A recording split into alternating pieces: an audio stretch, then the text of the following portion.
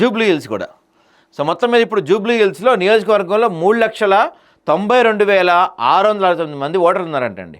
Jubilee bypoll మనకి November. Sunitha గారి పేరు బీఆర్ఎస్ అనౌన్స్ చేసేసింది. ఆమె ఆల్రెడీ నియోజకవర్గాల్లో తిరుగుతూ పని చేసుకుంటూ వెళ్తున్నారు, ఒక అడుగు ముందున్నారని చెప్పచ్చు ప్రచారంలో.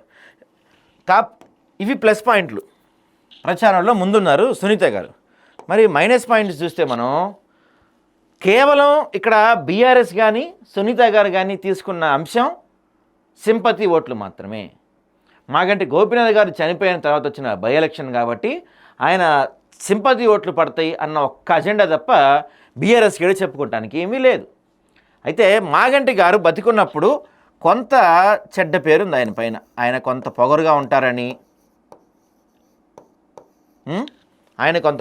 ఉంటారని, ఆ తర్వాత ఏకపక్షంగా వ్యవహరిస్తారని, ఆయన దగ్గర వాళ్ళకే మంచి పనులు చేసి పెడతారని, మిగతా వాళ్ళని ఆయన రానివ్వరని, ఇట్లాంటి కొన్ని ఆరోపణలు ఆయన పైన ఉన్నాయి. సో మాగంటి గారు చనిపోయిన తర్వాత వీళ్ళు ఏదైతే సింపతి అనుకున్నారో ఆ సింపతి ఇక్కడ కనపడతలేదు పెద్దగా. మాగంటి గారు చనిపోయిన తర్వాత వచ్చిన సింపతి ఏదైతే ఉందో ఆ సింపతి ఇక్కడ కనపడతలేదు. ఇదే పెద్ద మైనస్గా పోతుంది. మీకు మిగతా కేటీఆర్, కేసీఆర్ వీళ్ళందరూ వచ్చి అక్కడ ప్రచారం చేసినా పెద్దగా ఒరిగిపోయేది ఏం కనపడతలే. ఇక కాంగ్రెస్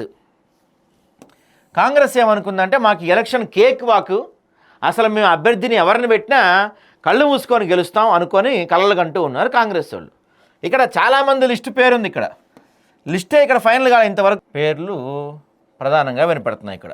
అయితే ఇప్పటివరకు వీళ్ళ పేర్లు వినిపించినాయి కానీ ఇప్పుడు సిఎన్ రెడ్డి గారికి రెడ్డి కోటాలో ఈయనకి రాదు. ఎందుకంటే నిన్న కూడా పిసిసి చీఫ్ గారు చెప్పారు ఖచ్చితంగా బీసీకే ఇవ్వబోతున్నాం జూబ్లీ హిల్స్ అని చెప్పారు. సో అందులో సిఎన్ రెడ్డి గారికి డౌటే, ఇక మైనంపల్లికి కూడా డౌటే. ఎందుకంటే మైనంపల్లి కూడా వెలమ సమాధికి చెందిన వ్యక్తి కాబట్టి, సో వీళ్ళిద్దరు బీసీలు కాదు కాబట్టి వీళ్ళిద్దరికి డౌటే. ఇక అంజన్ కుమార్ యాదవ్ కూడా ఆల్రెడీ వీళ్ళ అబ్బాయి ఎంపీగా ఉన్నాడు, ఈయన కూడా గతంలో పోటీ చేసి ఓడిపోయాడు కాబట్టి ఓడిపోయిన వాళ్ళకి మరోసారి సీట్లు ఇచ్చే అవకాశం లేదు అని చెప్తున్నారు కాబట్టి అంజన్ కుమార్ యాదవ్ పేరు కూడా దాదాపు తీసేసినట్టే. ఇక ప్రధానంగా వినిపిస్తున్న పేర్లు నవీన్ యాదవ్, బొంతు రామ్మోహన్ పేర్లు వినపడుతున్నాయి.